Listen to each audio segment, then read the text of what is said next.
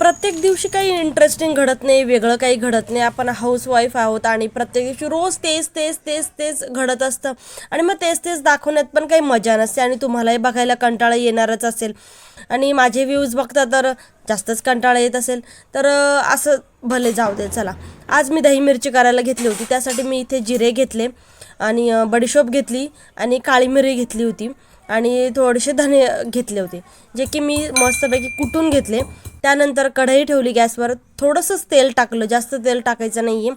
त्यामध्ये मिरच्या टाकल्या, पहिले थोडेसे जिरे टाकले, मग मिरच्या टाकल्या, त्या परतवून घेतल्या आणि त्यानंतर मीठ, जो काही आपण कुटलेला मसाला होता तो टाकायचा आहे त्याच्यामध्ये आणि थोडंसं हळद टाकायची आणि बेसन पीठ टाकायचं आहे आणि ते सगळं आपल्याला शिजवून घ्यायचं आहे.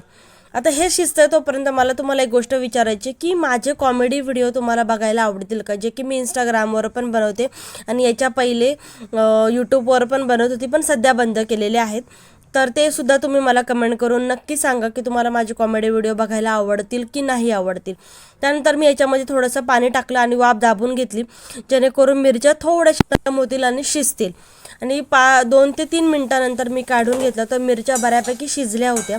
आणि त्यानंतर आता इथे आपल्याला टाकायचे मोस्ट इम्पॉर्टंट आणि सगळ्यात महत्त्वाचा पदार्थ तो म्हणजे दही. आणि दही इथे आंबट घ्यायचं आहे, जेणेकरून ती चव खूप जास्त चांगली लागते.